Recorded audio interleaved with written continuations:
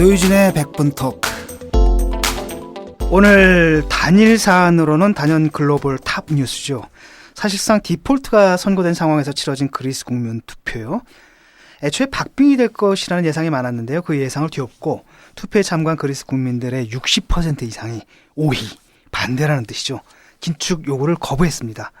오늘 100분 토크는 국가부도 사태를 놓고 벌어지는 그리스 사태 살펴보고요. 그리스가 우리에게 남일처럼 보이지 않는 이유 아시죠? 가계부채로 벼랑 끝까지 밀린 한국 경제 이대로 괜찮은지 함께 분석해 보려고 합니다. 정치 카페가 거의 뭐 고정이죠. 반고정으로 모시는 경제 선생님이 계십니다. 칼 폴라니 사회경제연구소 정태인 소장님 함께 하셨습니다. 안녕하세요. 네, 안녕하세요. 예, 예, 최근에 어떻게 지내십니까? 요새 예, 또 안 되는 연구소를 하나 또 만들어서 네. 칼 폴라니 사회경제연구소라고 만들어서 지금 먹고 살기 바쁩니다. 예. 애들 월급 주는 진짜로 중소기업 사장들이 예. 이 월급 주는 날이 그렇게 무섭다더니 처음으로 저도 이제 월급 준 날이 다가오면 이제 초조해지는 거예요. 예. 해보니까 알겠지. 예, 어떤 연구소입니까? 예, 칼 폴라니는 거대한 전환으로 유명하죠. 그러니까 1929년 대공황이 일어났을 때 시장의 원리로 전 사회를 조직하면 그 사회가 붕괴하고 거기에 저항하는 운동이 일어난다. 근데 사실은 지금이 바로 또 그때랑 비슷하거든요. 20년대랑 지금 신자유주의 30년 이후에 지금 비슷하니까 폴라니 사상은 막스주의와 같은 결정론이 아니고 그러니까 시장을 국가로 대체한다든가 이런 게 아니고 시장 부분, 국가 부분 그리고 사회적 경제 부분이 공존하는 그런 어떤 사회를 그렸다는 점에서 그러니까 현재에 상당히 우리가 다시 들여다봐야 될 그런 사상이죠. 예. 그거를 이제 한국에 적용하면 어떻게 될까? 뭐 이런 걸 연구하는 곳입니다. 연구원들 봉급을 어떻게 주세요? 예, 이제 앵벌이로 하고 있습니다. 이 방송을 듣고 계신 정의당 당원 여러분들도 칼폴라니 사회경제연구소 홈페이지에 가시면 예. 조합원이 되실 수 있습니다. 아, 조합원? 그러니까 협동조합입니다. 국가에서도 절대 안 도와주고 시장에서도 절대 아는 척 안 해. 예. 그러니까 오로지 제3섹터 이 사회적 경제 분야에서 해결해야 되는데 그것도 만만치가 않죠. 정의당도 대충 거기에 속하는 당이기 때문에.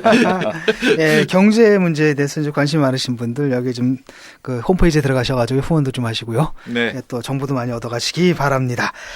게스트 소개는 이걸로 마치고요. 잠시 이제 전하는 말씀 듣고 들어와서 본격적인 토론에 들어가도록 하겠습니다. 안녕하세요. 충남 금산에서 아버지와 함께 인삼농사를 지어 홍삼을 만들고 있는 젊은 농부 이성규입니다. 사람들은 쉽게 양심하지만 양심은 말로 하는 것이 아닙니다. 품질로 증명하는 것입니다.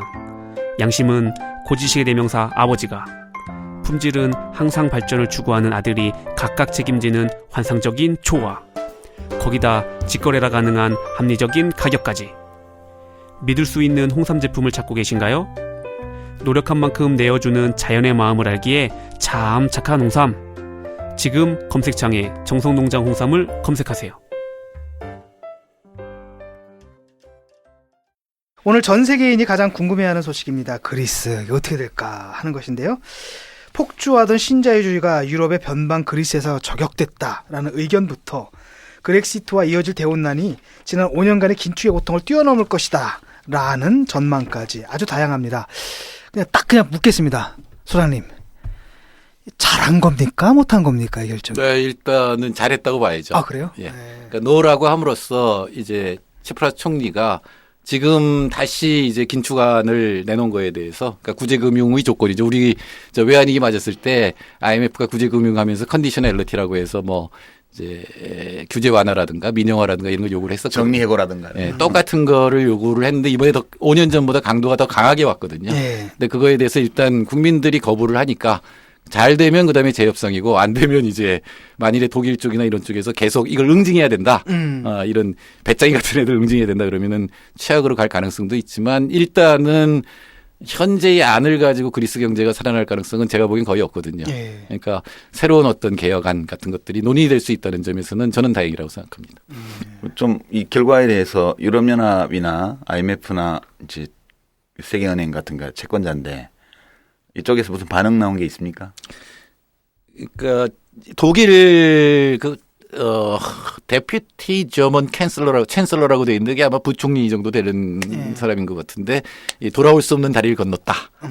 앞으로 수십억 유로에 관한 해당하는 그런 협상은 없다라는 건 이제 확실히 압박을 가하는 걸 보이고 있는데 그건 뭐 정치인이 한 얘기고 결국은 재협상에 들어가지 않을까 저는 그렇게 생각합니다. IMF 같은 경우가 지금 유럽이 이런 식으로 가게 되면 IMF 내부에도 좀 변화가 있거든요. 네. 그러니까 아마 IMF가 협상을 주도하지 않을까, 중개하지 않을까 이런 생각이 듭니다. 근데 결과적으로는 뭐 잘된 선택이다. 이제 협상이 새로 시작될 거다.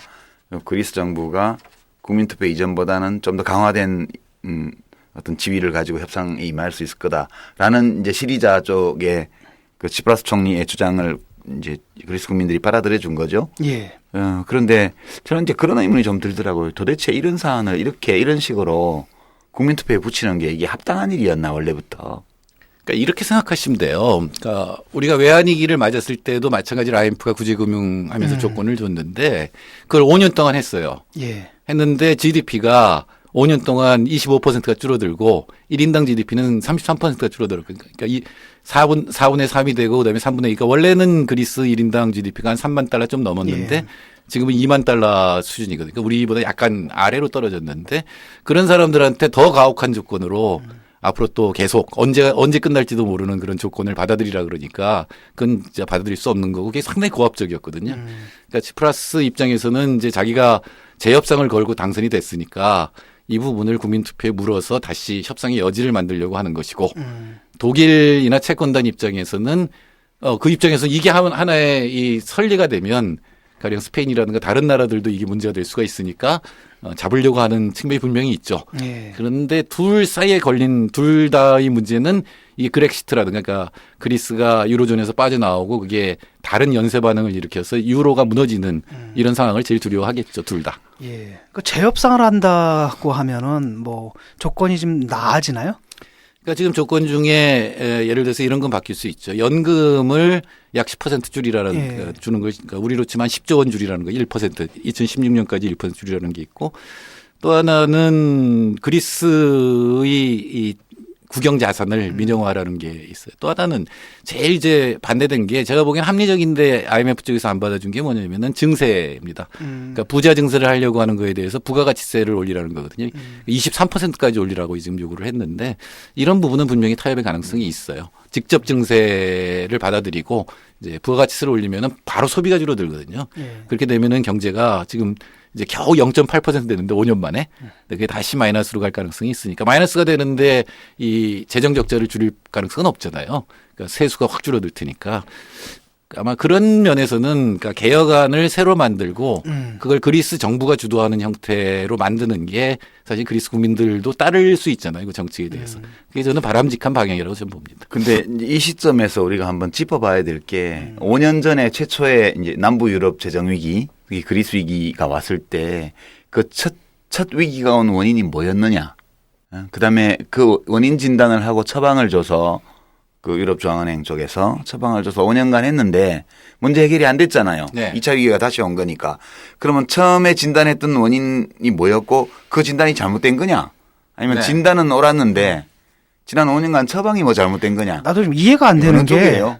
그 제가 5년 전에 그리스 갔거든요. 그때 데모하고 있었는데 지금도 이러고 있단 말이죠. 그 왜 그런 거예요? 그러니까 일단은 우리 국민들이 그러니까 이해하려면 그때 그 문제가 지금까지 온 건지 아니면 지금 문제는 또 다른 문제인지. 그러니까 한편에서는 복지병이다. 그리스는 복지 너무 많이 해서 망했다. 이게 지금 새누리당과 뭐 찌어띠거 신문 이런 주장들 아니에요. 예. 그럼 한쪽에서는 이제 이 좌파 진보 진영 쪽에서는 그 신자유주의의 피해자다. 그리스가 이런 식으로 또 얘기를 하고 있잖아요. 예. 도대체 원인이 근데 뭐였던 5년 거예요? 5년 동안 그러니까 아주 이상해요. 원리적으로 얘기하면 그 한국이 우리도 똑같은 외환위기를 맞았는데 위기를 맞았을 때 한국이 거기서 벗어난 거는 원화 가치 확 떨어졌잖아요. 그러니까 700원 수준에서 갑자기 1,300원 수준까지로 이제 원화 가치가 떨어지면서 수출이 확 늘어났단 말이에요. 근데 유럽은 그게 불가능하잖아요. 유로라고 하는 같은 돈을 쓰니까. 가령 강원도하고 서울이 있는데 당연히 이 둘 사이에 무역을 하면 서울이 당연히 계속 흑자가 쌓이겠죠. 근데 그거를 조정하는 수단이 강원도가 만일에 강원이라는 돈을 쓴다면 그 강원의 가치가 떨어지는 거거든요. 그래서 수출이 늘어나서 조정을 하게 되는데 같은 돈을 쓰면 안 되잖아요. 그러면 그게 조정될 가능성이 없으니까 두 가지 나머지 조정 수단이 있는데 하나는 강원도의 물가와 임금이 떨어지는 거예요. 그래서 생산성이 올라가는 거. 또 하나는 서울에서 보조금을 주는 거예요. 이거는 완전한 국가가 되면 당연히 똑같은 세율이 적용되니까 독일 사람들이 많이 내겠죠. 그걸 가지고 이제 그리스를 주는 건데 이거는 재정 통합이 안 됐으니까 안 일어나고 그렇죠. 이제 오로지 물가와 임금이 떨어지는 것밖에 없는데 그것만 가지고는 그리스가 그렇게 수출을 늘릴 수 있는 나라가 아니거든요. 이 관광 산업이 주요 산업이기 때문에 수출 증가에 의해서 바로 그리스가 회복될 수도 없었다는 거죠. 그렇다면은 이 같은 통화를 쓰는 나라에서 이 위기가 왔을 때, 재정 위기가 왔을 때 그거를 도와주는 방법이 뭔가에 대해서 사실 없었던 거고, IMF는 사실 한국에 요구한 거나 그리스에 요구한 게 똑같아요. 그러니까 민영화 규제 완화, 재정 적자 축소, 뭐 이제 노동시장 개혁 뭐 이런 거를 요구했는데 그게 작동할 수 없던 어떤 정책 처방이었던 얘기죠. 근데 약간 이제 명확히 할 필요가 있을 것 같은데요. 지금 우리 청취자 여러분들은 아마 우리나라가 겪었던 외환 위기에 견주어서 이 그리스 사태를 이해해 보려고 자기도 모르게 이렇게 이제 될 텐데요. 상당히 다르거든요. 저는 이게 상당히 다르다고 보는 게 지금 정태인 소장 말씀하신 거는 사태가 터지고 나서 빚을 갚으려면 이제 수출을 해야 되니까 뭐 그런 거 아니에요? 그렇게 되면 소위 말하는 노미널 섹터, 그러니까 금융 부분의 얘기예요. 환율을 자기 독자 화폐를 쓰면 환율 조정을 통해 수출을 늘릴 수 있는데 유로화에 묶여 있기 때문에 이제 그리스 중앙은행이 통화 발행권이 없단 말이에요. 기본적으로 금융 정책을 독자적으로 수행할 권능이 없으니까 이제 그게 유럽연합에 가 있으니까 이제 그 얘기는 사태가 터지고 나서 얘기고, 우리 IMF가 왔을 때는 근본적으로 보면 기업 부채가 문제였고, 특히 대기업을 중심으로 한 재벌 기업들의 기업 채무가 금융기관 채무로 터져 나가고, 그게 전체적인 외환 보유액 부족하고 겹치면서 국가 이제 이 위기로 온 거고, 그렇게 되면서 대외 거래가 정지될 위기에 처하니까 IMF에서 긴급 자원 지원을 받아서 외환 보유고를 확충해서 그 돈 집어넣고 또 기업들 살리고 그 금융기관 처분하고 살리고 이렇게 해서 벗어난 거잖아요. 근데 지금 그리스가 최초에 뭐 때문에 문제가 생겼냐?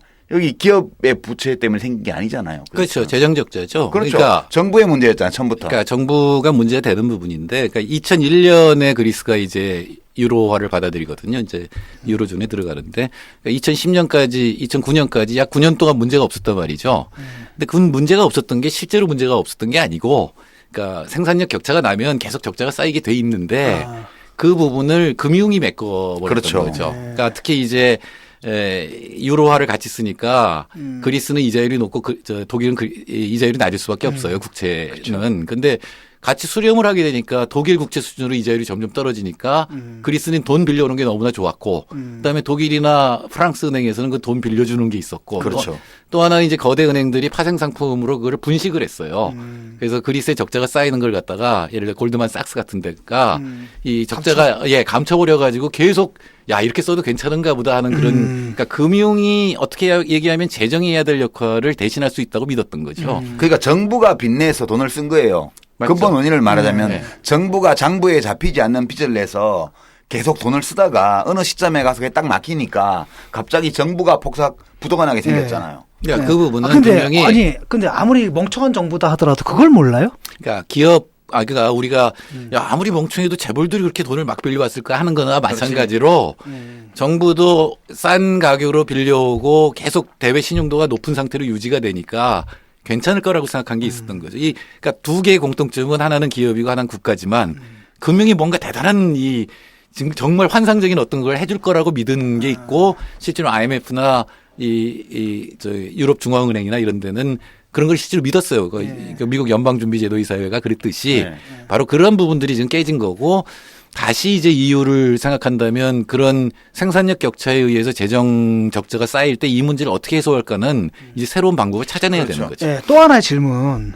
그러니까 사실은 그럼 재협상을 한다 그래가지고 뭐 상황이 본질적으로 변할 건 없잖아요. 조건이 조금 좋아지면 조건은 달라지죠. 아니 근데 그 문제 그러니까 제일 중요한 건 부채 탕감이에요. 상당 부분은 탕감을 해줘야 돼요. 재협상 이전에 뭘 먼저 짚어봐야 되냐면, 지금 우리 국내 언론이 이 그리스 사태를 보도하는 관점이 양쪽 다 저는 잘못됐다고 보는 거예요. 이 사태의 시작이 정부의 재정 적자에서 비롯된 거예요.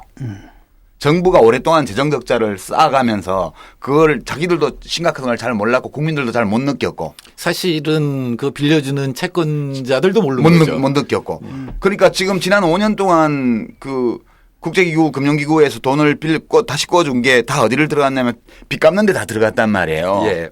응? 채권자들 배를 불려준 거야. 전부 다 뭐 떼이게 된 돈을 다 받아가게 했어요. 그건 우리도 IMF 때 마찬가지였는데. 그러니까 결국은 이 그리스 사태의 근본 원인은 국가가 부도가 난 거예요. 국가가 걷어들이는 돈보다 지속적으로 지출하는 돈이 많았기 때문에 그게 쌓여서 문제가 생긴 또 거니까. 하나의 질문. 국가는 그 돈 다 어디다 썼어요?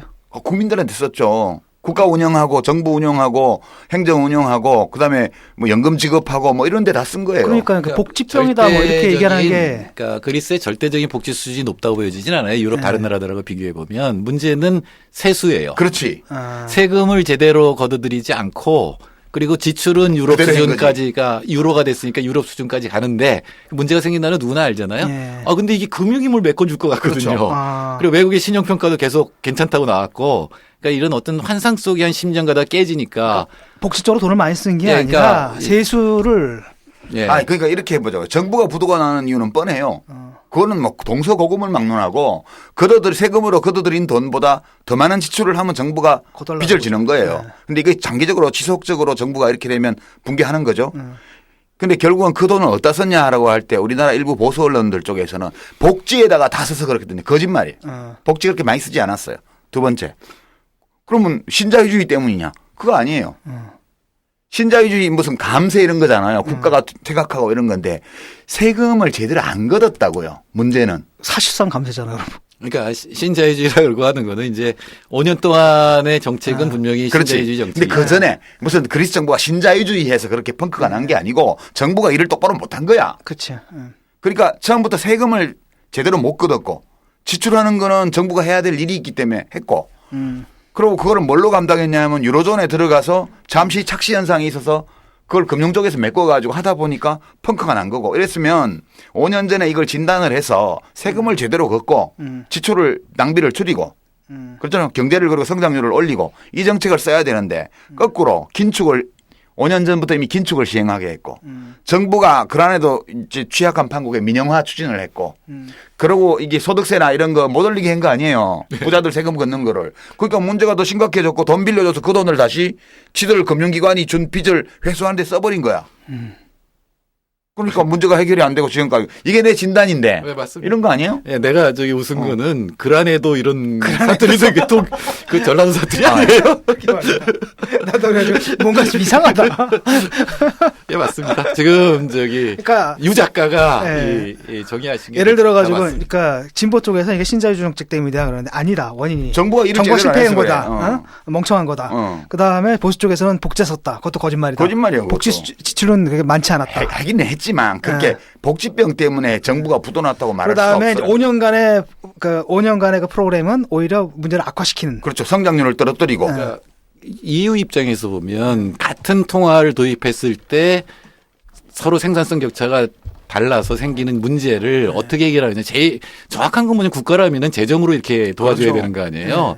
근데 그건 하기 싫거든요. 그걸 안 하고 그걸 금융이 대체할 수 있다고 믿은 게 잘못인 거죠. 그건 그게 신자유주의적인 요소라. 예, 분명히 그렇죠. EU 전체의 지금 문제고 그 문제를 지금 한 나라에 대해서 문제가 생긴 나라에 대해서 긴축 정책을 써서 해결할 수는 없다는 거예요. 그러니까 이 부분은 EU 전체에 대해서 돌아봐야 되는 문제인데 이제 지금 상황은 그리스가 거부한 거에 대해서 이제 채권 국가들이 응징을 하려고 하는 건데 이렇게 되면 EU 문제를 해결하지 못할 뿐더러 정말로 그렉시트가 일어날 수도 있거든요. 영증 못할 걸? 그러니까 아마도 저는 EU 전체, EU는 사실은 이 100년 이상의 꿈이거든요. 제가 레닌 전집에서 읽은 적이 있어요. 1905년에 레닌이 유럽 합중국에 대해서라는 저 짧은 글을 쓴 적이 있는데 안 될 거라고 썼지만 하여튼 그 엄청난 오랫동안 쌓아온 거기 때문에 그리스 이 사태로 해서 갑자기 그게 제로로 가는 선택을 하기는 굉장히 어렵다. 근데 문제는 국내 정치거든요. 그러니까 메르켈 총리 입장에서는 독일 국민들이 절대 반대해요.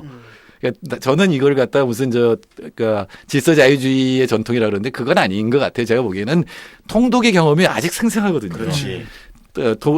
동독 지역하고 서독 지역에 1대1로 교환했거든요. 그러면 갑자기 동독 사람들이 부자가 된 것 같지만 동독 경제는 무너져 버린다고요. 생산력이 떨어지는데 같은 돈을 쓰니까. 그러니까 독일 서독 쪽에서 세금을 걷어서 동독 지역에 계속 넣었거든요. 10년 이상 했어요. 20년 동안. 굉장히 고통스러운 기억이 남아 있는데, 그리스하고 똑같은 일이 벌어졌네. 근데 그리스는 우리나라 국민이 아니잖아요. 쟤들 배짱이지. 그러니까 국내 정치가 이거는 절대적으로 막고 있는 거예요. 이제 그런 면도 있지만 유럽중앙은행은 사실은 이제 유로존이 생기기 전에 독일 분데스방크 그러니까 독일 연방은행을 유럽 버전으로 확장한 거예요. 예. 그러니까 이 유럽중앙은행의 모태가 되었던 독일 분데스방크, 독일 연방은행의 사상 기조는 신자유주의인데 이게 미국식 신자유주의가 아니라 원래 고유한 의미에서의 유럽형 신자유주의예요. 이게 네오리버럴리즘이라 그래서 이 사조의 가장 핵심은 통화 가치를 안정적으로 유지하는 게 제일 중요하다는 거예요. 아니, 독일의 가장 큰 악몽은 하이퍼 인플레이션이고 그다음에 히틀러 아니에요. 그러니까 이제 그게 남아있는 거예요. 1차 대전 끝나고 나서 초인플레이션 경험을 했고 히틀러가 들어가지고 전쟁 공채 팔아서 다 말아먹었고 거기다 이제 독일 통일의 경험까지 있죠. 그러니까 이 사조는 독일 헌법에 이미 그 얼마나 그 강박관념이 강하면 통화 가치를 안정적으로 유지하는 게 국가의 책임으로 이렇게 헌법에 못 박아 넣을 정도로 이렇게 강하거든요. 그게 그것 때문에 이제 메르켈이나 이제 독일 국민들 쪽 여론이 그런 거고요. 제가 볼 때는 이거를 그리스를 그러면 부도나게 할 수 있냐? 대외 거래를 다 정지시켜서 그리스 국민 경제를 완전 파산으로 몰아넣을 수 있냐? 이 못해요. 이거는 왜냐하면 독일은 지들이 전쟁 일으켜가지고 숙대밭된 나라인데 마샬 플랜으로 미국 쪽에서 하고 다 지원해가지고 다 부활시킨 나라 아니에요. 그렇죠. 근데 그리스는 물론 정부가 잘못해서 이렇게 된 거지만 아니 독일은 더 잘못했죠. 전쟁을 일으켰는데. 맞아. 하여튼 그에 비하면 사소한 잘못이야. 근데 이거를 응징을 한다 이게 말이 안 돼요. 그래서 지금 오늘 나온 반응들을 좀 보니까 우선 유럽연합 집행위원장 있죠. 이게 이제 유로존은 통화 공동체지만 예. 그 밑바닥에는 유럽연합이라는 정치 결사가 있잖아요. 여기 유럽연합 집행위원장이 장클로드 융커라는 사람인데 이 투표 결과가 유럽에 대한 거부는 아닐 거다 이렇게 해석했고요. 19개 유로존 국가 재무장관 회의를 긴급히 오늘 열겠다. 왜냐하면 내일 7일 날 저게 돼 있잖아요. 그 긴급 정상회담이 예정돼 있어요. 이것 때문에. 그래서 오늘 재무장관들이 미리 모여서 내일 정상회담 유럽연합 정상회담에 유로존 정상회담에 이제 보고할 안건이나 이런 것들을 미리 합의하려는 거죠. 그리고 이제 치프라스 그리스 총리도 그리스는 협상 테이블로 돌아갈 거다 이렇게 얘기를 해서 선거 끝나자마자 그리고 최우선 과제는 그리스의 금융 시스템을 다시 안정시키는 거고, 응? 그렇게 하고 이제 지금 그 재정 긴축 요구하는 거 하고 이거 좀 고치고 그다음에 채무 탕감. 다는 아니지만 상당 부분을 탕감해 주라 이 요구를 할 거다. 지금 그렇게 예고를 했고요. 그러니까 저희 협상에서 이제 핵심적인 것은 역시 이제 탕감이네요, 그럼. 탕감과 지금 긴축 기조. 긴축 기조. 예, 그러니까 네. 지금 상황에서 임금 떨어뜨려 가지고 그리스 문제를 해결할 수는 없거든요. 그렇죠. 그러니까 왜냐하면 대외 부문 수출해서 그걸 해결할 가능성이 거의 없다면은 사실은 내수 쪽에서 힘이 생겨나야 되는 건데 그걸 줄여버리면은 진짜로 이제 경제가 더 근데 나빠질 이제 테니까. 부채 탕감 같은 걸 뭐 해주려고 하겠냐는 거죠. 근데 그건 이제 지금 오늘 분위기가요. 네. 지금 저희가 녹화를 지금 2015년 7월 6일 오후에 하고 있는데 내일 7일 날 유로존 정상회의가 있는데 미리 메르켈 독일 총리하고 네. 올랑드 프랑스 대통령이 통화를 했어요. 아까 지금 외신 보도 나오는 거 보니까. 그래서 이제 여러 가지 얘기를 주고받았는데 대외적으로 브리핑 된 거는 이번 투표에서 드러난 국민들의 의사, 그리스 국민들의 의사를 존중하자는 뉘앙스로 얘기를 그 얘기 주고받았어요. 안 하면 안 돼. 무시하자 그러면. 지금 아니 네. 실제로 아니, 그러니까 그리스 국민들도 이번에 투표를 하는데 고민이 많았지. 예, 유로존에 남아 있어야 된다 60%였거든요. 그러니까 사실은 그게 최고죠. 재협상을 하고 유로존에 남아 있는 건데 그래서 채권 국가들은 계속 이 노하면 그러니까 그렉시트다. 유로존에서 그렇죠. 나가는 거라고 지금 선전을 했지만 사실은 아니거든요.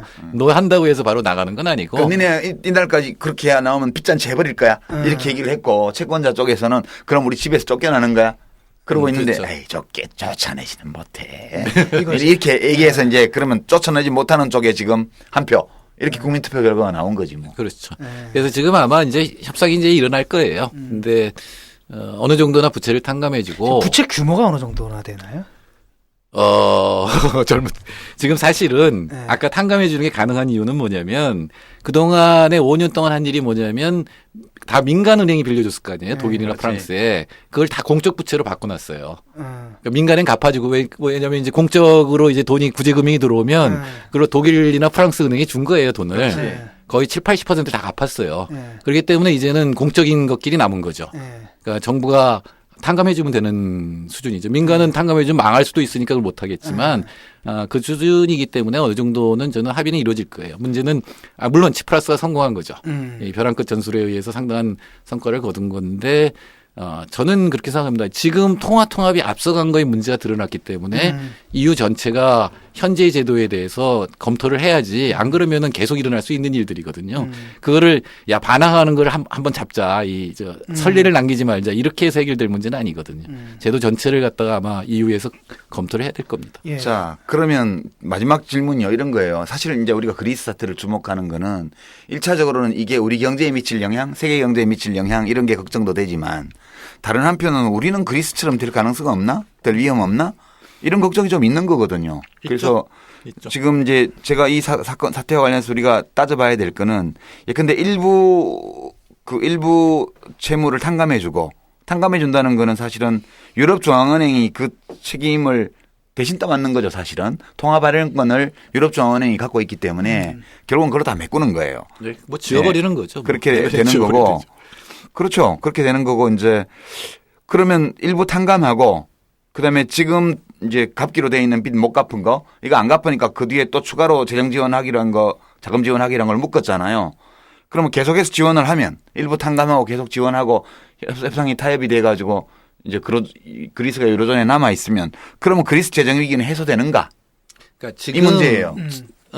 지금 재정 위기보다는 지금 문제가 되는 건 그러니까 먼저 그 구제금융 들어오면 그거 사실은 그리스 국민을 위해 쓴 돈은 10%도 안 되고 대부분은 빚감 됐었거든요. 근데 이제 그러니까 그리스의 민간은행 빚은 그 대상이 아니었기 때문에 그리스 은행들이 지금 이제 파산 위기예요. 그래서 지금 EU에서 그러니까 유럽 중앙은행에서 긴급 대출 안 해주면 얘들은 바로 이제 파산이에요. 그러니까 지금 이 하루에 60유로밖에 인출 못하도록 지금 만들어 놓은 거예요. 이게 오랫동안 지속될 수는 없잖아요. 이 긴급 대출을 해주는 것부터 아마 시작이 돼서 금융 시스템을 정상화하고 제가 보기에는 제가 이제 그리스 경제를 잘 모르니까 어떤 개혁을 해야 될지는 모르겠지만 무조건의 어떤 긴축은 아닐 것이고 그 안에서 국민들이 공감한 어떤 개혁안을 만들어내야 될 겁니다. 그게 아마 치프라스가 지금 해야 될 중요한 일이고 그거에 대해서 EU가 공감을 하고 많이 깎아주는 그거밖에는 사실 길이 없어요. 자, 모르죠 어떻게 될지는. 이제 그리스 사람들은 이 방송 안 들을 텐데요. 이거 듣는 건 한국 사람밖에 없죠. 그렇지만 이제 혹시 몰라서 우리가 한번 남의 집 사정을 보면서 우리 사정을 돌아보는 계기가 되니까요. 만약 그리스가 이 국가 재정 위기에서 벗어날 길이 있다면 그게 뭘까? 이렇게 생각을 해보면 한국 상황에서 이제 우리가 IMF 맞고 나서 이제 있었던 몇 년 동안의 일에서 좀 그리스 사람들이 참고할 일이 있을 거라고 봐요. 왜 그러냐면 국가 정부 재정 위기라는 것은 기본적으로 쓴 돈보다 걷어들인 돈이 적은 데서 생긴 문제잖아요. 그럼 쓴 돈을 줄이는 거는 해야 돼요. 쓰는 돈을 줄이긴 줄여야 돼. 꼭 필요하지 않은 거 이런 건 좀 줄여야 돼요. 반면에 걷을 돈을 제대로 걷어야 돼요. 이거는 사실은 무슨 신자유주의다 무슨 좌파다 이런 이념의 문제라기보다는 국가의 조세주권을 어떻게 효율적으로 집행하느냐는 문제인데 그리스도 부자도 많고 잘 사는 사람도 많고 지금도 관광업이 엄청나게 돌아가고 주로 농업하고 관광업이 많고 산업은 많지 않지만 그렇게 지금 돌아가고 있잖아요. 그러면 세금을 걷어야 될 거 아니에요. 제가 작년 1월 달에 그리스 아테네하고 그 인근 지역을 가보고 되게 놀란 게 열차표를 끊는데 카드를 안 받더라고요. 아니, 그거 안 받는 거예요. 비자카드를. 비자카드로 결제를 못 해요. 그러면 카드를 안 받으면 뭘로 표를 끊냐 그랬더니 손가락으로 저 옆에 은행이 있는데 저기 ATM기에 가서 현금 뽑아서 갖고 오래요. 그래서 유로를 뽑아가지고 열차표를 샀다니까요. 그래서 제가 그때 보고 나서 큰일 났다 그리스. 이게 이런 식이면 도대체 어디서 세금을 어떻게 걷는단 말이야? 제가 볼 때는 우리나라가 IMF를 벗어나는 과정에서 뭐 금반지 뭐 이렇게 모으고 한 게 돈이 얼마 되지는 않아요. 그게 빚에 비하면. 그렇지만 기업들이 문제 일으켰는데 국민들이 나서서 부족한 외환 보유고를 채우려고 그 노력을 했잖아요.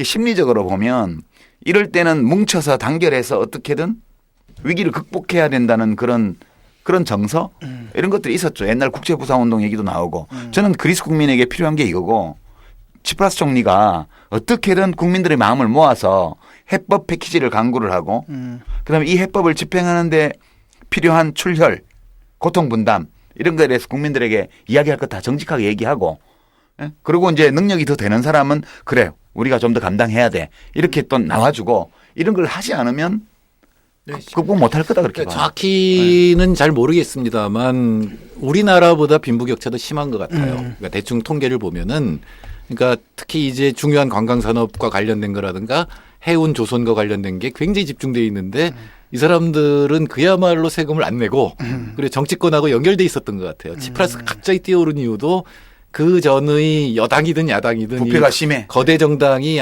그 우리로 치면 재벌들하고 긴밀하게 연결돼 있었던 것 같고 지금 우리 유 작가가 정확하게 말씀하셨습니다만 사실 60%의 노는 우리 금모기 운동 같이 야 이제 우리 국민의 힘으로 한번 극복해보자 이런 에너지로 쓸 수 있는 힘이거든요. 그렇죠. 그 힘을 가지고 기존 구조를 바꾸는 개혁을 만드는 거죠. 그러니까 이게 무슨 재정 압박하고 뭐 이런 개혁이 아니고 이 다 현재의 그리스 안에 있는 내부의 문제를 해결하는 그런 계기로 삼는다면 아마 그리스도 살아나고 그리고 EU가 제도적인 거를 보완하면 다시 유럽 공동체 꿈은 살아날 수 있다고 봅니다. 그러나 지금처럼 가서 만일에 그리스가 그렉시트가 되면 아마 그 꿈은 이제 무산되는 길로 가는 거 아닌가. 네. 그렉시트라 하면 그리스 엑시트입니다. 노존에서 빠지는 거. 지금 제 그 질문이 두 가지가 있는데 바로 그 부분이거든요. 그 최악의 경우에는 어떤 일이 벌어지는지 그 청취자들한테 좀 말씀해 주십시오. 그렉시트가 되면은 그러니까 응징을 계속 하려고 하고 그리스는 낮아빠진다는 게 결국은 빠져나올 수밖에 없잖아요. 그럼 이제 자기 화폐를 자기가 예, 마련해야 근데 되는 거죠. 그게 쉽지가 않을 거예요. 유로를 쓰다가 갑자기 드라크마화를 돌려오고 그러면 여러 가지 그 시스템을 바꿔야 되니까 굉장한 혼란이 일어날 거예요. 노가 다행인 것은 예스를 했으면 치프라스는 실각했을 거 아니에요. 그 다음에 들어올 정권도 마땅치가 않았었어요. 그렇죠. 굉장한 정치적 혼란이 벌어질 거고 EU 입장에서는 가령 스페인이나 이탈리아나 지금 문제가 되는 나라들도 겁날 거 아니에요. 그러니까 그리스 같은 꼴 될 수 있다고 생각하니까 여러 가지의 이제 문제가 발생하고 유럽이 통합되는 어떤 그동안의 막연한 청사진에 대해서 회의를 갖는 사람들이 많을 거 아니에요. 그래서 그러니까 그렉시트가 영국이나 되면 그냥 스웨덴처럼 일단은 그냥 그렉시트가 되면 이건 최악이다. 이건 뭐 그냥 그리스 탈 때 못해요. 왜냐하면 유럽연합에서 아니 만약에 않아, 이거. 만약에라고 한다면 이거니까 사실 그러니까 파탄이다 최악이죠. 거죠. 예. 그리스가 우선 최악이죠. 상당한 부분은 왜냐하면 그리스로 끝나지 않을 가능성이 높거든요. 예. 그럼 뭐 지금 스페인 같은 경우는 어떻습니까? 스페인은 뭐 경제는 안정돼 있는 것 같은데 그리고 지금 유럽 중앙은행이 무슨 일을 했냐면 치프라스가 당선된 다음에 이 스페인이나 이런 나라들의 국채를 무한정 사들인다는 선언을 했어요. 그러니까 말하자면 이렇게 된 거예요. 경상도 지금 우리나라 경상도 은행이 지금 붕괴될 위험이 있어요. 근데 한국은행이 전라도 강원도는 내가 보호해준다 해요. 그러니까 너네 절대로 저기 부안 애동하지 마라. 너네는 지켜준다. 이렇게 해서 이제 분리해서 노를 예스를 유도하려고 그랬는데 이제 그게 실패한 거고. 아마 새로운 안을 이제 내놓겠죠. 유럽도. 예. 근데 지금 뭐 그 그리스가 유럽 전체에서 차지하는 경제 비중이 1.8%밖에 안 되더라고요. 네, 굉장히 적죠. 인구도 1,000만밖에 안 돼요. 네, 1,100만 정도 되죠. 근데 이게 이렇게 큰 문제인가요, 그럼? 근데 유럽에는 굉장히 조그만 나라들 굉장히 많아요. 그 나라들 모두가 자기가 위험하다고 생각한다. 이 유로라고 하는 틀 속에서 내가 이렇게 안전하게 특히 시스템이 보장을 안 해주는 거잖아요. 지금 그리스와 비슷한 문제를 겪고 있는 나라들이 굉장히 많은 거죠, 그럼? 여러 개 많지는 있죠. 않은데 지금 남쪽이라고 불리는 나라들. 남유럽들. 예. 근데 지금 그리고 아일랜드 뭐 이런 유로존 거. 국가가 지금 20개쯤 돼요. 그러면 한 국가당 평균 2.5%잖아요. 근데 그리스가 이제 1.8%라는 거는 아주 작은 건 아니라는 뜻이에요. 그 유로존 국가들 중에서.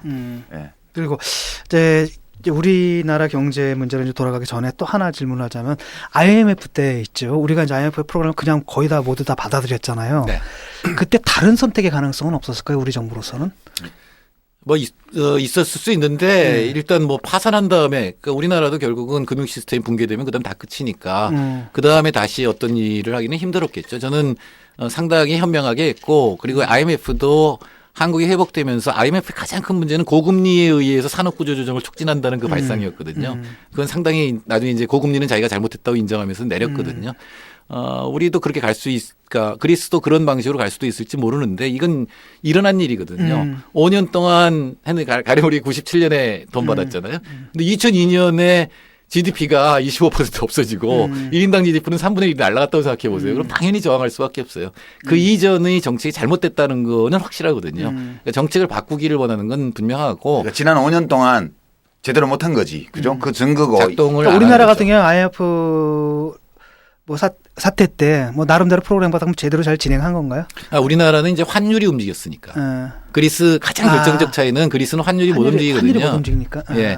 근데 우리나라도 앞으로 그때는 경제가 좋았기 때문에 환율, 그러니까 우리나라 돈 가치 떨어지면서 수출 확 늘었는데 막 30번, 40번씩 늘었거든요. 근데 지금 마이너스거든요. 지금 상황에서 우리가 그런 상황 맞으면 환율 떨어져도 수출 안 늘어요. 그러니까 IMF 후에 우리가 수출이 늘었다는 것은 열심히 피땀 흘려 물건 만들어 갖고 헐값에다가 외국에 갖다 바쳤다는 얘기야. 우리가 한번 망했기 때문에 부도 위기에 몰렸기 때문에 이걸 벗어나기 위해서 귀한 노력을 해서 만든 좋은 제품들을 헐값으로 외국에다 엄청 갖다 앵기고 그 대가로 돈을 받아서 빚 갚고 우리가 일어섰다는 뜻이니까 그게 뭐 행복한 일은 아니죠. 그리고 저 IMF 사태 이후에 이제 우리가 늘 얘기하는 게 그 사태를 계기로 해가지고 뭐 구조 조정이 어쩌고 저쩌고 그 다음에 뭐 비정규직이 어쩌고 이런 얘기를 하잖아요. 네.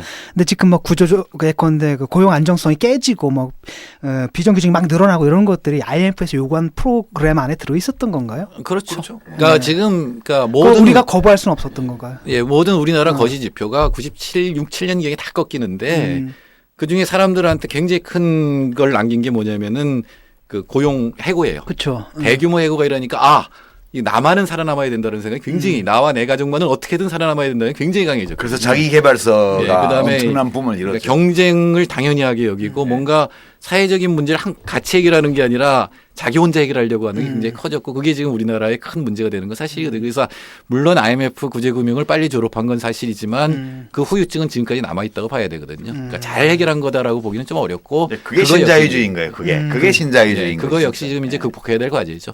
우리나라가 그리스처럼 될 과정은 없냐? 예, 물론 우리나라는 통합을 안 한 나라니까 환율이 작동하니까 다르죠. 그러나 우리나라가 경제를 회복하는데 가장 큰 여태까지 효과적이었던 수단인 수출은 앞으로 기대하기 어렵습니다. 10년 내지 20년 동안 마이너스이기 때문에 그렇다면은 우리 내부의 문제를 해결하는 새로운 어떤 정책 같은 걸 만들어야죠. 안 그러면 또 다시 위기를 맞을 수도 있어요. 그건 어디서 오냐면 거꾸로 가계부채에서 올 수 있어요. 외환위기는 아니겠지만 안쪽의 은행, 안쪽의 위기에서부터 발생할 수 있다는 거죠. 예.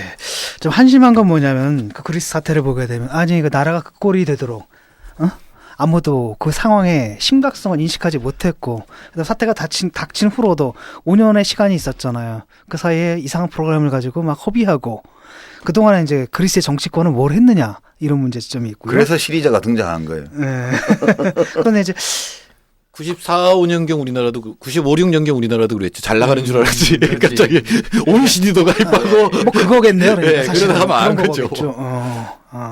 그때 문제는 몰랐던 거지 사람들이. 네. 근데 결정적으로 그리스와 한국의 차이는 똑같이 구제금융을 받아도 환율로 조정할 수 있는 거냐 아니냐 그리고 그 당시에 경제 상황이 어땠느냐 그다음에 수출 비중이 얼마나 되느냐의 문제였던 거죠. 예. 넘어가기 전에 한 가지만 더 말씀을 드리면 이른바 최적 통화권 이론에서 몇십 년 전에 예측되었던 극단적 경우가 이번에 나타난 거거든요. 아니 그게 이제 IMF 프로그램이 그거예요.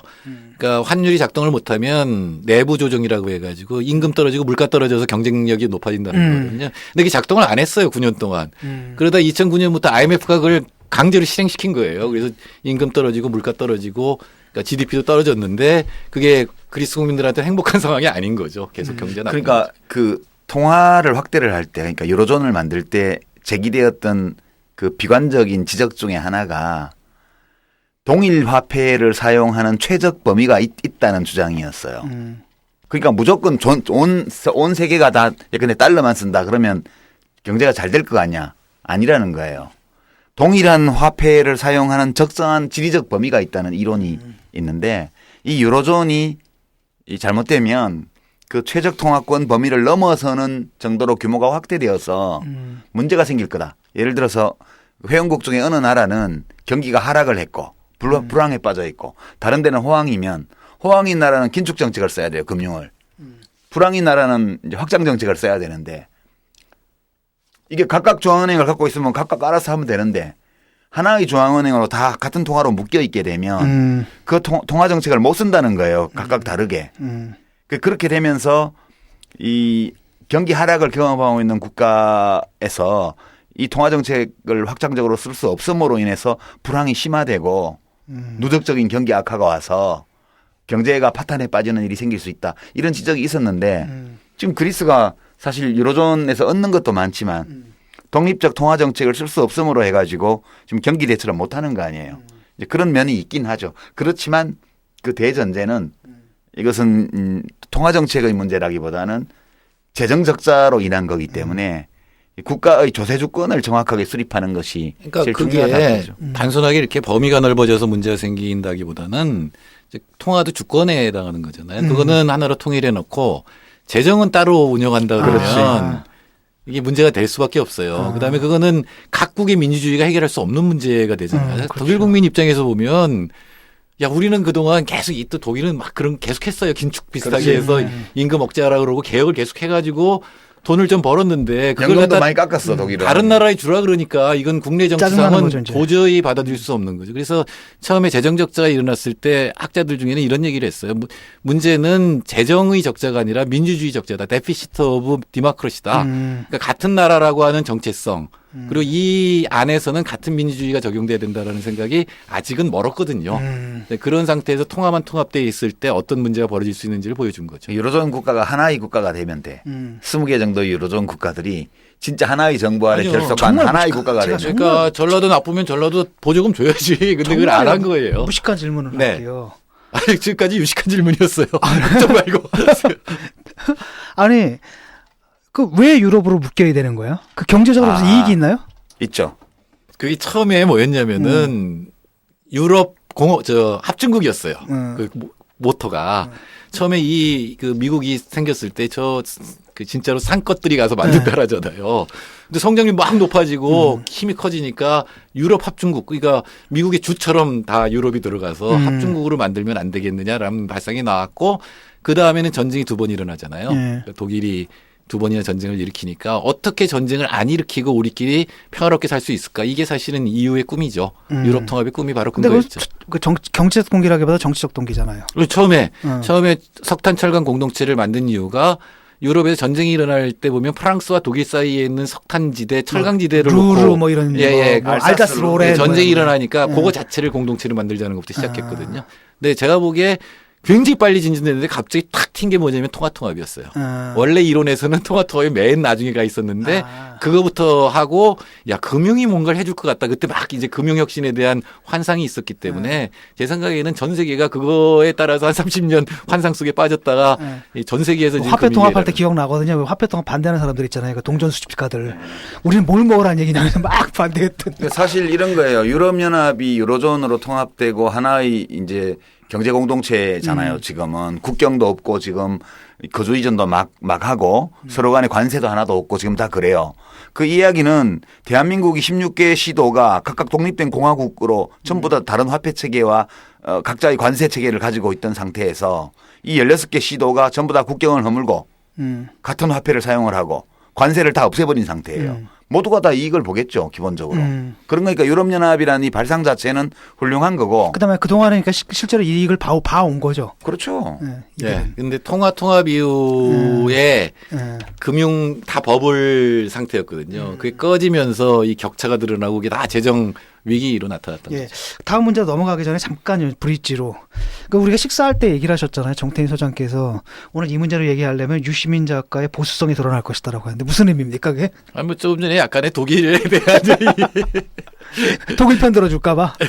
뭐 약간 들었죠 지금 뭐. 아니 제가 아니면 독일을 좀 더 강하게 공격했을 텐데 두 분이 독일 유학을 한 사람들이라 아니요, 제가 저는 괜찮아요. 오를 수위를 좀 저는 낮췄어요. 거기에다가 거기에 대한 이해관계가 없는데. 아니 그러니까 저는 지금 그리스 아니, 사태에 독일 대한 국민들 생각은 이해가 된다고요. 예. 근데 진짜 1, 2차 대전 후에 생각해 보면 케인즈 아니었으면 그리고 진짜로 독일을 수렵 채취 시대로 돌려놨으면 케인즈 주장은 이거예요. 그렇게 하면 나머지 유럽 국가들도 망한다였거든요. 총수가 줄어들기 때문에. 근데 독일이 지금 바로 그렇게 하고 있거든요. 그러니까 제가 그 유시민 작가한테 그냥 제가 단적으로 물어볼게요. 예. 치프라스 총리가 지금 잘하고 있는 거예요, 못하고 있는 거예요?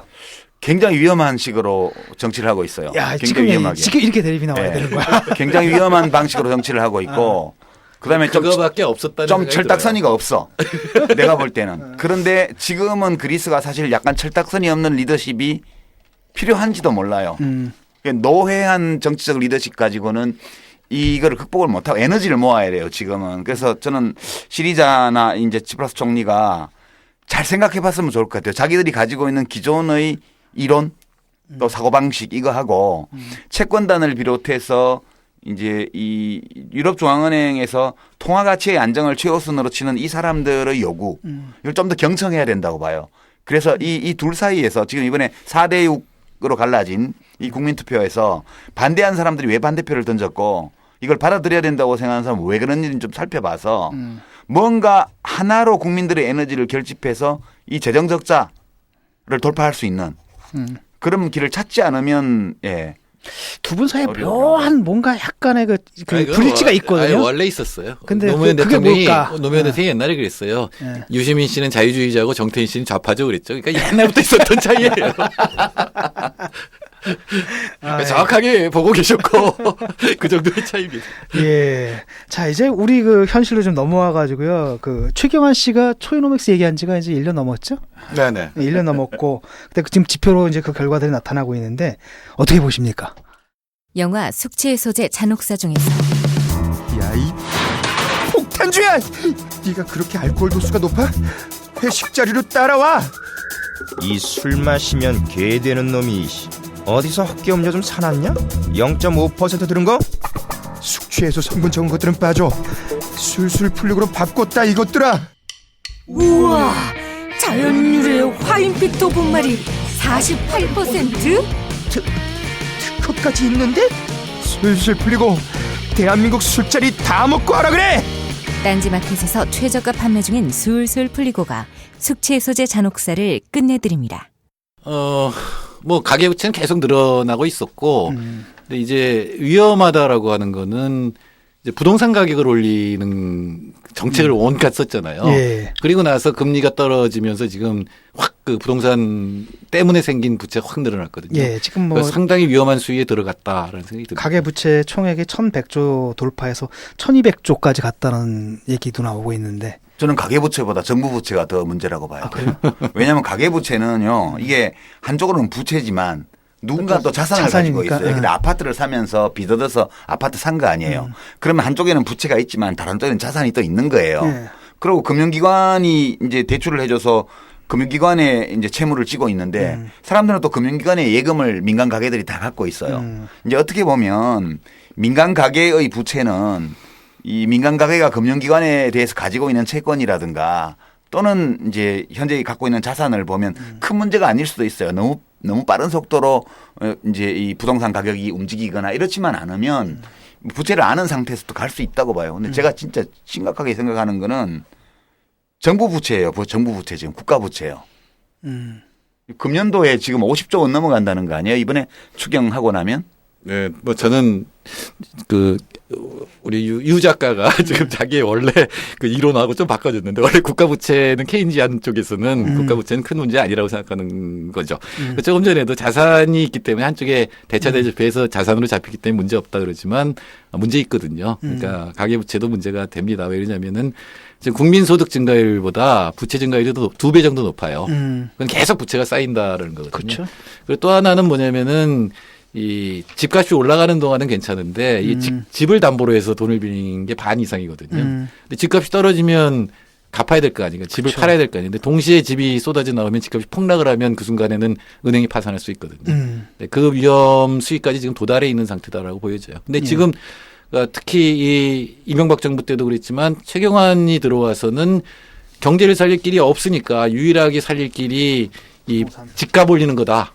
그리고 물론 집값이 떨어지면 위험하니까 그걸 막는 부분도 있지만 더 나갔거든요. 그래서 온갖 걸 다 풀고 특히 LTV DTI라는 걸 풀고 그다음에 이자율까지 내리면서 또 우리나라 사람들이 빚에 대한 그 무서움이 사라지고 있어요. 그래서 지금처럼 늘어나면 그러니까 금년도 작년도에 지금 아파트 막 지어서 분양하잖아요. 그러니까 공급은 늘어나고 수요가 갑자기 겁을 내서 수요가 못 따라가게 되면 이제 폭락으로 들어갈 수가 있기 때문에 지금 빚내서 집 사는 건 정말 위험한 일입니다. 그러니까 듣는 분들은 그런 거고 전체적으로도 그게 우리나라 금융위기를 일으키고 그럴 가능성 분명히 있습니다. 예. 그 정부 부채에 대해서는 어떻게 생각하십니까? 난 정부 부채는 그렇게 큰 문제는 아니라고 봐요. 지금 저는 재정 적자는 문제가 아닌데 이 쓰는 데가 문제죠. 어디다 쓰느냐가 문제인데 지금 쓰는 데가 지금 우리나라 그 경제 정책 하나밖에 없어요. 모조리 복합 테마 파크예요. 무슨 정책을 써도 결국은 다 의료도 복합 테마 파크로 가고. 근데 그것만 만들면 그거 만드는 동안은 건설 경기가 일어나니까 좀 낫겠지만 그 나중에 그거 어떻게 감당하려고. 정태인 소장이 옛날에 맨날 클러스터 주장하던데 그거하고 비슷한 거 아니에요? 클러스터는 그거 아니죠. 산업 클러스터하고 복합 테마 파크. 아니 최경환 씨는 그걸 그렇게 이해하는 것 같아요. 내가 조금 저기 케인즈주의 입장에서 그렇게 얘기하면 안 된다고 얘기했다고 해서 이렇게 예. 그 지금 금리는 어때요? 이제 계속 금리 내려가고 있잖아요. 이거 뭐 금리 인하를 계속할 수도 있는 건가요? 그 지금보다 더? 그러니까 전 세계적으로 금리가 낮으니까 저는 뭐 지금 경제 굉장히 나쁘기 때문에 금리 낮추는 것도 반대를 안 해요. 근데 문제는 금리를 낮추면서 부동산 규제를 다 풀어버렸잖아요. 예. 그러니까 금리 낮은 걸 갖고 사람들이 지금 부동산을 사게 만들고 부동산 경기를 올리는 게 박근혜 대통령이 지금 자랑하는 게 그거밖에 없어요. 부동산 시장도 정상화됐고 예, 지금 이제 서울 좀 집값 올라가고 있다. 개혁만 하면은 우리나라 잘 나갈 수 있는데 국회가 그걸 막고 있다. 이게 머릿속에 들어있는 단 하나의 경제 정책이거든요. 근데 이게 부동산 가격이 지금 들썩거리는데 이게 과연 유지 가능한 거냐? 그렇죠. 저는 유지 가능하지 않다고 봅니다. 이렇게 지금 서울 이쪽에 들썩거리는데 많이 올라가지도 못할 뿐더러 더 올라가면 위험해진다. 예. 그래서 지금 안 사고 있습니다. 저 집을 좀 하나 사야 되는데. 사실 필요는 없습니다. 예. 만일에 지금 사서 1, 2년 내에 파실 거라면 사도 되는데 예. 그런 짓을 왜 해야 될까요? 예. 원룸 계속 살겠습니다. 지금 당분간은 고향이랑. 예. 근데 재정적자가 이제 안 위험할 수도 있어요. 그 어디다가 쓰는 거고 어떤 거냐에 따라서. 네, 저 같으면 그 이명박 대통령이 주장했던 거 하겠어요. 그러니까 녹색 인프라 까는 거는 어마어마한 돈이 필요하고 민간이 할 수 있는 일이 아니거든요. 그리고 이명박 대통령이 계획은 많이 세웠어요. 그러고 나서 4대강하고 핵만 해서 그렇지 그 계획 중에 쓸만한 것들을 지금 바로 이제 이 국가가 나서서 공공 투자를 하면 민간 투자 따라올 수 있거든요. 녹색 인프라라고 하면 무슨 그린 에너지라든지 뭐. 예. 분산형 에너지라든가 또는 뭐 스마트 그리드라든가 또는 지금 우리 건물들 중에서 노후화한 거를 이제 부동산 때문에 재개발하는데 그걸 에너지 절약적인 건물로 바꾼다든가 이런 것들은 뭐 얼마든지 할 게 많이 있죠. 그 케인즈가 한 유명한 말이 있어요. 대공황 때 이제 사실 정부가 오래된 탄광에다가 돈 파묻어 놓고 그 유명한 시장 경제를 하여금 파서 쓰게 하면 기업으로 하여금. 그다음에 이제 보물찾기 하는 거죠. 예. 그래서 이제 찾은 사람한테 가져가라 이런 예. 거죠. 그러면 이제 아무것도 안 하는 것보다 나을 거다 그렇게 얘기를 했고 그다음에 사실 그렇게 돈을 쓰기 시작하면 어디다 쓰느냐는 별 문제가 안 된다. 뭐 전쟁 무기 만들고 하는 데 써도 되고 학교와 병원을 짓고 뭐 하는 데 써도 된다. 댐을 세우고. 근데 단기적으로는 같다는 뜻이에요. 단기적으로는 경기 진작을 위해서는 어디다 돈을 쓰든 마찬가지인데 정부가 돈을 지출하면 민간의 소득으로 들어가서 승수 효과를 일으키니까. 근데 문제는 케인즈도 뭐라고 했냐면 병원이나 학교를 지으면 더 나을 거라고 얘기를 했어요. 예. 그러니까 필요하면 경기가 나쁠 때는 적자 재정을 편성을 하는 건데 그 적자 재정을 편성을 해서 돈을 쓰는 데가 향후에 그 국민들의 어떤 기술 수준, 생산력 수준, 또 건강 상태 이런 거를 개선함으로써 향후 그 다음 시기의 국민 경제 성장에 도움이 되는 영역으로 투자할수록 더 낫다는 뜻이에요. 예. 근데 지금 한번 보세요. 그 2008년도 이후에 지금 재정 수지를 보면 이명박 대통령 4년 동안 한 90조 원 정도 적자 냈어요. 재정 적자만요. 채무성 적자만요. 그러니까 그 전에 국민의 정부나 참여정부 때도 이제 국가 채무가 늘었지만 그때는 대부분이 금융성 채무였어요.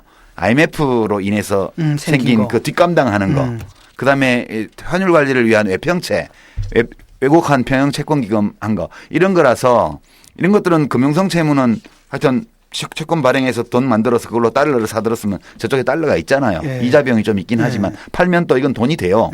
그런데 적자성 채무는 그냥 없어지는 돈이에요. 미래의 빚으로 남는 거기 때문에. 4대강이나 뭐 이런 데다. 예.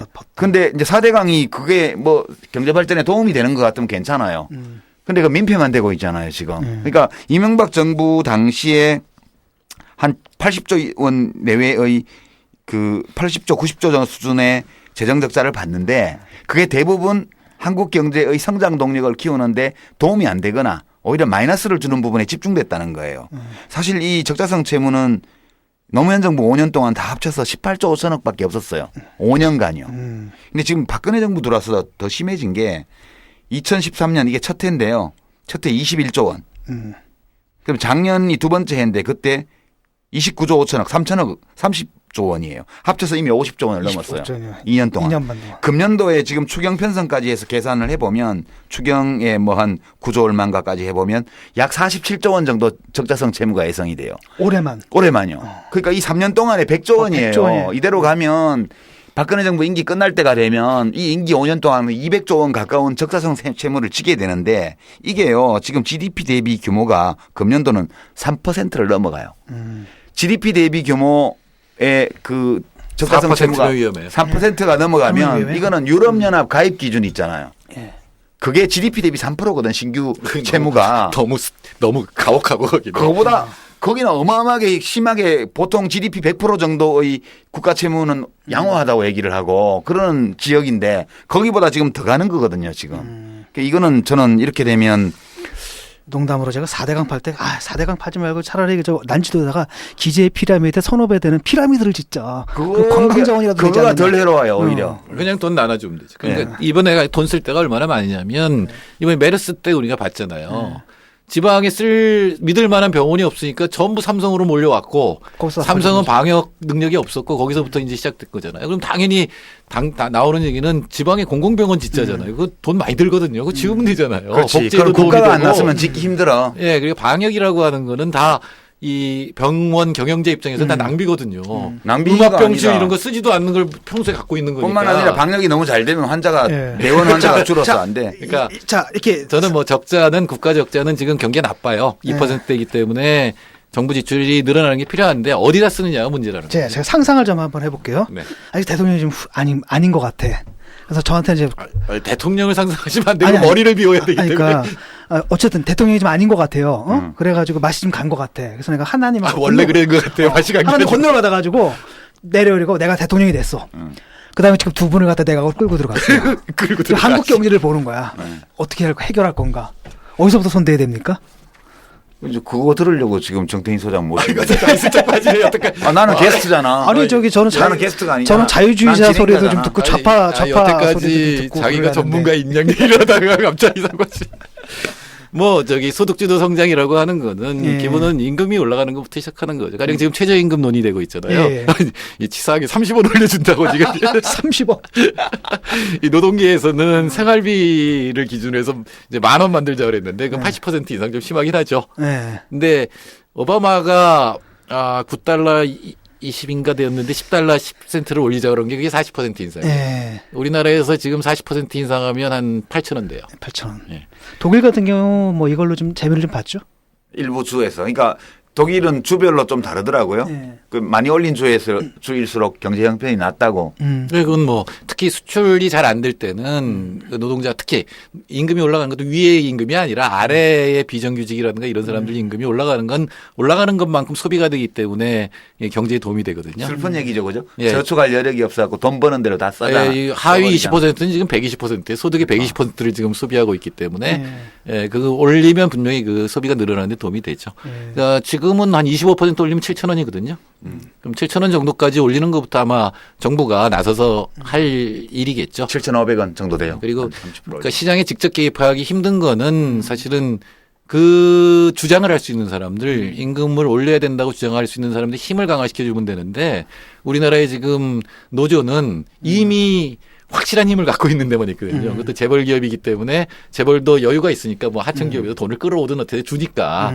근데 여기가 아닌 다른 쪽이 노조를 조직해서 자기 목소리를 낼 수 있게 하는 그런 것들이 이제 이루어져야 되겠죠. 그게 노동운동 밖의 노동이라는 게 그거 말하는 거지 요새. 조성주. 예, 조성주가 치플러스인가요?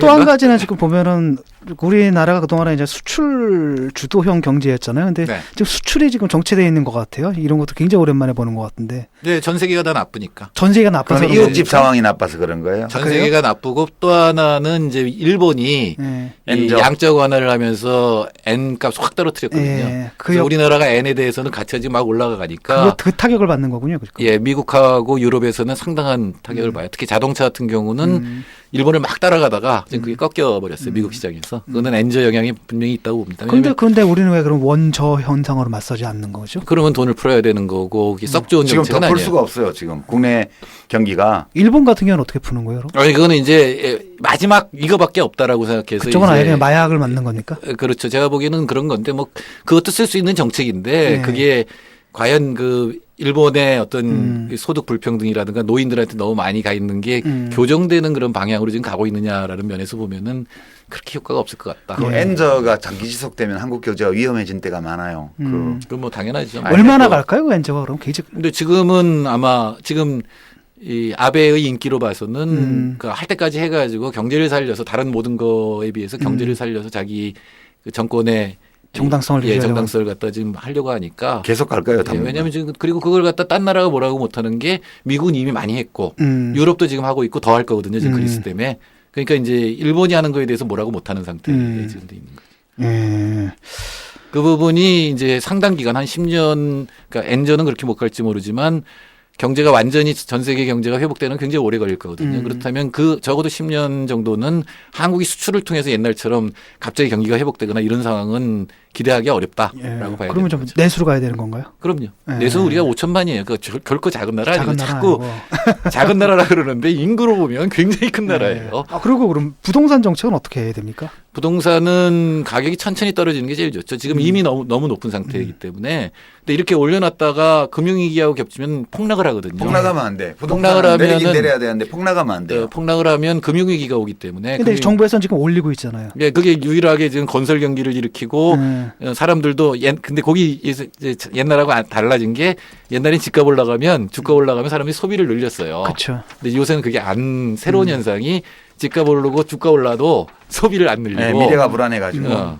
그래서 이 이른바 웨일스 이펙트라는 자산 효과, 부효과라는 게 지금 이 작용을 안 하거든요. 그러니까 서서히 떨어지는 게 제일 좋은데 이제 그건 상당히 여러 가지 정책이 필요하겠죠. 연착륙을 계속 시켜야겠군요. 예, 가격이 부동산 가격이 많이 떨어져야지 그래야 지금 애들이 월급 받아 집 사는 거 지금 불가능하잖아요. 그렇죠. 옛날에 우리 아버지 때는 열심히 노력하면 월세에서 전세로 가고 전세에서 집 사는 데까지 20년 정도 정말 뭐 100% 저축은 물론 아니지만 20, 30% 저축하면 됐는데 지금은 거의 불가능하거든요. 그러니까 가격은 서서히 떨어지게 하는 게 장기적으로 올바른 정책. 그 지금 주택값에 지금 거품이 끼어 있는 거죠. 물론이죠. 한 어느 정도 끼어 있다고 보면 될까요? 대충. 이런 게 궁금해 나는. 예, 어려운 질문이에요. 무식한 질문이 아니고. 제가 매수 시점을 찾아야 되거든요. 그러니까 커피 위에 거품을 올려놨으면 커피하고 거품이 나눠지는 선이 어디쯤인지가 굉장히 불명확해요. 네. 네, 그래서 역시 작가라서 비유로 해서 쓱 넘어가네요. 넘어가는데. 나는 물어보자마자 30일까 40일까 이러고 있는데 3, 40까지 보세요? 지금 5년 동안 한 15% 빠졌어요. 네. 그러니까 전국 평균으로 보면 근데 더 빠져야 됩니다. 더 빠져야 되니까. 30%까지 더 빠져야 될 것 같아요. 근데 어차피 지금 우리가 인구 감소 시작 시점이 한 10년 정도 남은 것 같거든요. 네. 원래는 19년이요. 2020년 경부터 감소 시작될 거라고 그랬는데 지금 한 2026년 그 정도로 가는 것 같은데 여하튼 지금 사망자 수가 30만 정도밖에 안 돼요. 아직 연간. 그리고 출생자 수가 40만 명 조금 넘는 수준인데 요 10만 명 격차가 없어지는 게 10년이면 다 없어져요. 그러면 지금 안 그래도 30만 됐는데 벌써 상소회사 막 이런 데가 난리잖아요. 네. 막 전국에 장례식장 생기고 이제 그 장례 문화가 다 바뀌고 있는 판국인데 이게 60만 70만 연간 사망자가 나는 시기가 와요. 곧. 해마다 출생자 수가 40만 명 밑으로 확실히 떨어지는 시기가 예정되어 있거든요. 그래서 장기적으로 보면 주택가격 하락은 필연적이에요. 제가 볼 때는. 근데 얼마나 빠른 속도로 이것이 떨어지지 않도록 연착륙시키냐. 그게 제일 문제이기 때문에. 인구 구성상의 주택 수요는 아마 2019년 정도면 이제 그 인구의 압력에 의해서 주택 가격이 떨어지는 힘이 이제 작용을 할 텐데 그 전에 이렇게 거품을 막 끼워서 올려놓으면 푹 떨어질 거 아니에요. 그렇지. 예. 그 부분이 이제 문제인 거죠. 예. 그 가장 중요한 문제기도 하고 또 이거 지금 물어봐도 될지 모르겠는데 여쭤봐도 아니 왜 이렇게 청년 실업은 어떻게 그동안 우리 진 교수 왜 이렇게 왜 사람이 이렇게 소심해졌어? 소심해졌어? 옛날엔 막 하더니. 아니 청년 실업은 그러니까 청년 실업도 문제죠. 근데 그 생각해 보면은 다 어떻게 보면 당연한 것이 우리나라의 이 고용의 86% 중소기업이에요. 네. 근데 우리나라 애들의 7, 80%가 대학을 가잖아요. 네.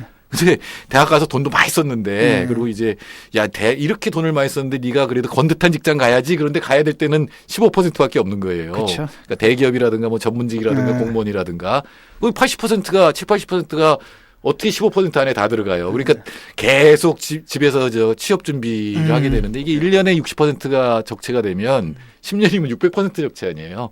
그러니까 중소기업의 생산성이 올라가지 않으면 이 문제는 해결 안 됩니다. 근데 중소기업의 생산성이 못 올라가는 이유 중에 하나는 그 반 정도는 그 이유가 차지한다고 생각하는데 우리나라 중소기업의 절반이 대기업 하청이거든요. 하청 구조를 예, 하청 단가를 지금처럼 내리치면 성장할 수가 없네요. 예, 중소기업이 직원들한테 뭘 잘해줄 수가 없지. 열심히 그러니까. 기술을 발전시켜서 10% 생산성 향상을 했는데 하청 단가를 10% 낮추면 그대로 대기업이 흡수하는 거거든요. 우리나라 대기업이 생산성 높게 나오는 이유 중에 많은 부분은 하청 단가를 인하하는 데서 비롯됐다. 착취라는 거네요. 그럼. 그러니까 수탈이죠. 그렇죠. 근데 그렇게 되면은 중소기업은 이제 이 기술을 발전시킬 여력도 없고 임금을 줄 여력도 없으니까 점점 벌어지잖아요. 대기업하고 중소기업 임금이. 그럼 대학교 졸업한 애들 점점 가기 싫어지잖아요. 그리고 가서 경험을 해보면 빈곤의 늪에 빠진다는 걸 알고 있거든요. 그래서 이 격차를 줄이지 못하면 그러니까 화이트 칼라와 블루 칼라 또 대기업과 중소기업 각종 임금 격차를 줄이지 못하면 청년 실업 문제는 해결이 안 된다. 공정거래 질서를 바로 잡아야 근데 되는데 이게 약간은- 재벌이라서 이게 사실 그렇죠. 정치적 문제네. 그러니까 약간은 예. 물론 그렇습니다. 근데 약간은 다른 면도 있는데 어떤 거냐면 이 사회적 인구 구성의 변화 또는 뭐 생물학적으로 표현하면 개체 수의 변화, 그 군집의 개체 수의 변화가 문제가 돼요. 코호트.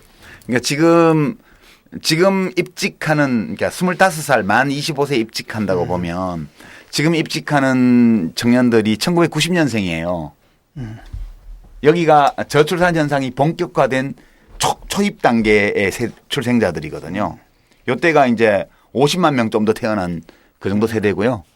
지금 이제 정태인 소장 말씀대로 대학 진학률이 85% 갔던 세대예요. 근데 최근 동향을 보면 대학 진학률이 75% 정도까지 떨어졌어요. 네, 떨어지죠. 뭐 당연히 나와봐야 그건 별볼일 제가 잘 없으니까. 알아요. 왜냐하면 비용은 엄청 들고 지방대 교수가 더 잘 알아요. 예, 비용은 엄청 들고 효과는 없으니까. 이제 지방대 교수들은 애들 끌어오는 게 제일 중요한 일 중에 하나죠. 예. 그 왜냐하면 지금 존재하는 대학의 절반이 없어질 거라고 하거든요. 그리고 1954년생부터 이제 1차 베이비 부머가 시작이 돼가지고 이제 그 사람들이 지금 막 은퇴를 막 하고 있어요. 그 2차 베이비 부머들이 이제 1975년생부터 이제 또 시작이 돼요. 그러니까 결국은 이 두 번째 베이비 붐, 첫 번째가 있고 중간에 한번 쏙 들어가고 두 번째 있는 이 베이비 부머들이 대규모로 은퇴할 때가 되면 그때 입직하는 숫자가 30만 명이 안 돼요. 그러니까 지금 이제 해마다 45만 명 미만 태어난 아이들이 입직할 때쯤 되면 고용률을 70%로 잡더라도 경제활동 인구를 30만 명 정도밖에 노동시장 신규 진입이 없어요. 그럼 그때가 되면 노동시장에서 퇴출되는 숫자는 그보다 훨씬 많아져요. 그러니까 저는 이제 그런 구조적인 학력 그 불균형에서 오는 요인도 있지만 인구 구성의 변화에서 오는 것도 있기 때문에 현 박근혜 대통령 집권기에는 불행한 일이지만 해결책이 전혀 없고요. 그 다음 대통령의 임기가 끝나갈 때쯤 되면 좀씩 좋아져가지고요. 그 다음 대통령 집권 기간에 청년 실업 문제는 되게 많이 완화될 거예요. 근데 그게 물론 이런 힘이 작용하는 건 맞는데 베이비붐 세대가 서양이 우리보다 8년 앞서잖아요. 왜냐면 얘들은 45년에 전쟁 끝나고 이제 바로 한 2, 3년 지나면서 애 낳고 우리는 한국 전쟁이 끼어서 10년 정도 55년이니까 그렇죠. 약 이제 10년 8년, 정도. 10년인데 그러면 이제 서양이나 일본은 우리보다 먼저 겪은 거잖아요. 근데 거기 역시 지금 청년 실업률이 문제가 되거든요. 일본은 최근에 굉장히 많이 좋아졌잖아요. 근데 그 부분이 이제 그런 힘이 작용하지만 특히 이제 청년들이 쉽게 취직을 안 하려고 하는 건 그 격차 문제가 분명히 작용합니다. 이게 줄어들면 줄어들수록 청년 실업 문제는 확 줄어들게 되죠. 예. 그러니까 제가 모르지만 북유럽은 청년 실업 문제 거의 없을 거예요. 왜냐하면 임금 격차 굉장히 적으니까 직업 간 격차가 적으니까.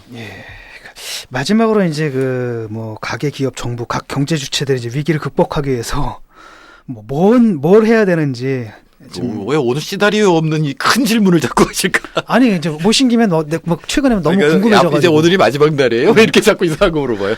여기 저기 우리 노유진이 네. 굉장히 그 뭐라 그러죠? 듣는 그 비율이 높아서 뭐 이 광고도 붙고 출연료도 높아졌다면서요. 그래서 자주 올라 그러는데 마치 마지막 날인 것처럼 출근을 하죠.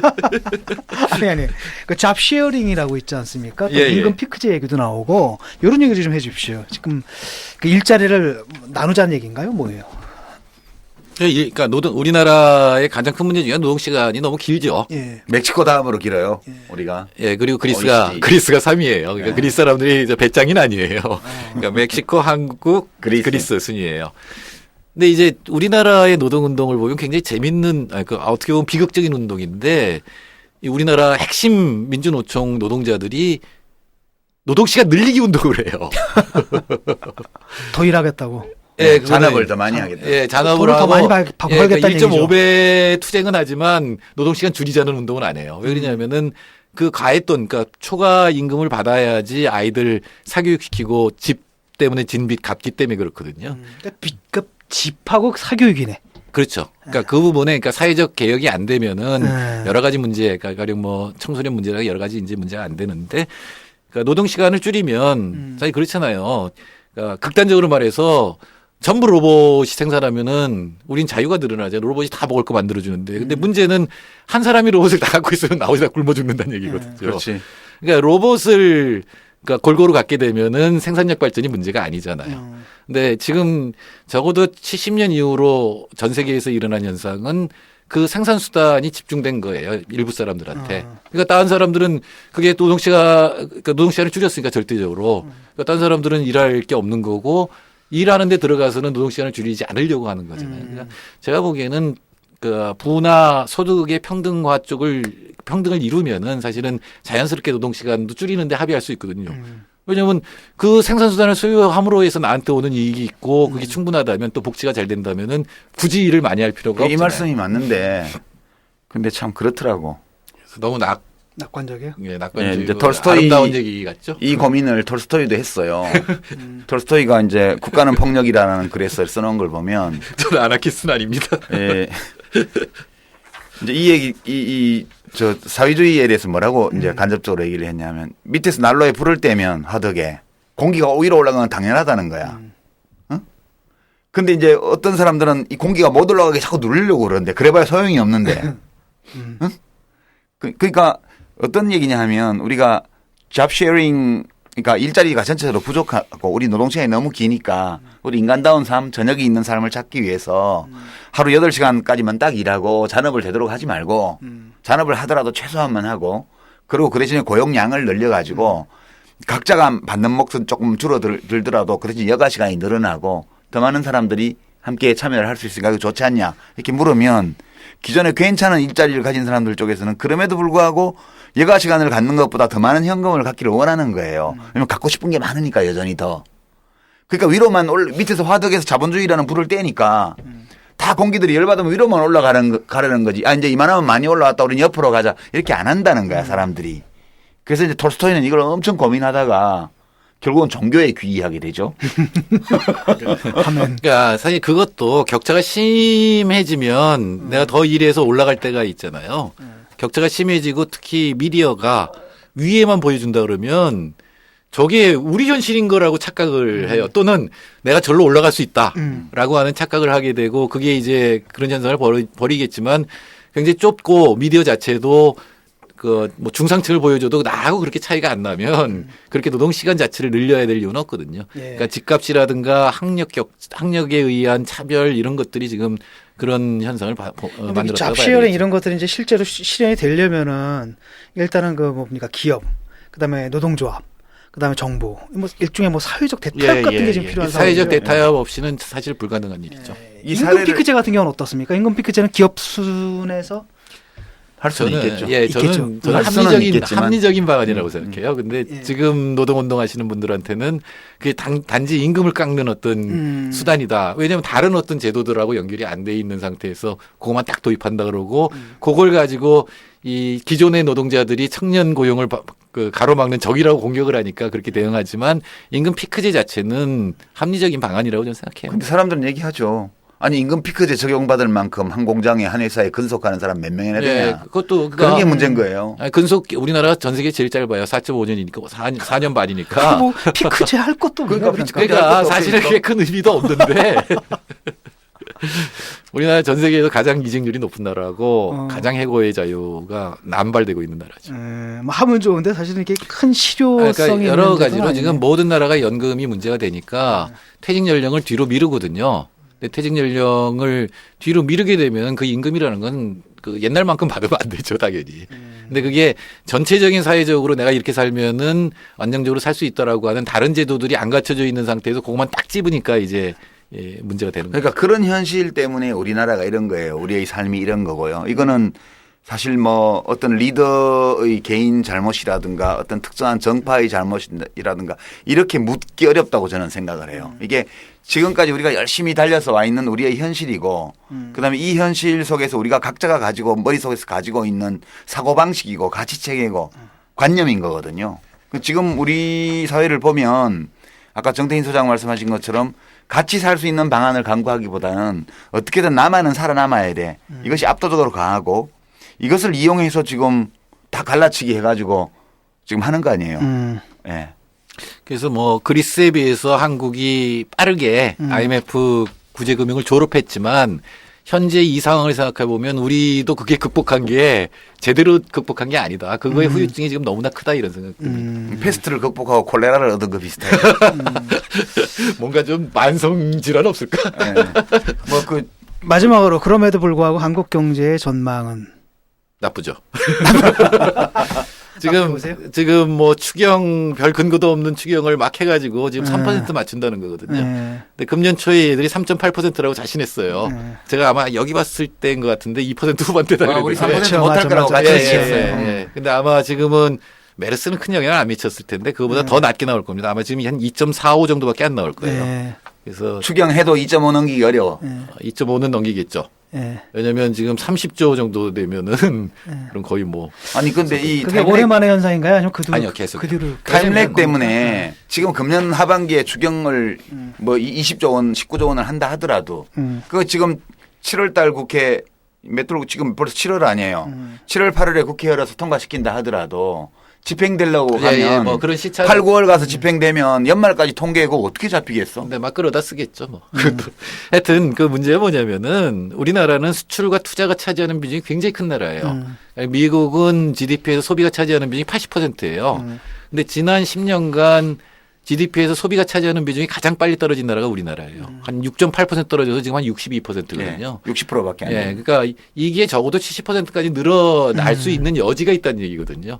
그 소비가 우리나라 GDP의 60% 차지하니까 이게 10% 늘어나면 0.6% 바로 늘어나는 거 아니에요. 그럼 뭐 지금은 내수를 키워서 또는 국내에 꼭 필요한 투자와 소비를 늘려서 지금 경제 성장을 하는 것밖에 방법이 없습니다. 최경환 씨는 지금 다른 생각이 별로 없어요. 언론 추경 이거 해가지고 대통령 만족시켜 드린 다음에 자기는 이제 국회로 다시 와서 원내대표를 하거나 당대표를 하거나 이거예요. 그다음에 이제 내년 4월에 오다 받아갖고 공천하고 친박으로 이 생각만 꽉 차 있기 때문에 이 지금 경제정책 펴는 거는 신용만 하는 거예요. 마음은 콩밭에 가 있고 초이노믹스는 끝났어 이미. 그 뭐 시작 때부터 그랬는데 아무리 그래도 자기가 가더라도 뭐 좀 아이디어도 있고 바꿀 생각이 있어야 되는데 제가 보기엔 아이디어도 없고 아이디어를 박근혜 대통령 앞에서 얘기할 수도 없을 것 같다. 아니 내가 전에 얘기 안 했어요. 얘기하더라도 이해를 못할 거라고 생각이 들어요. 2005년도에 국회 재경위원회에서 내가 속해 있을 때 그 박종건 의원이라고 그 양반 대구 국회의원인데 그 양반 위원장이고 이제 여당 간사가 송영길 나중에 인천시장 송영길 의원이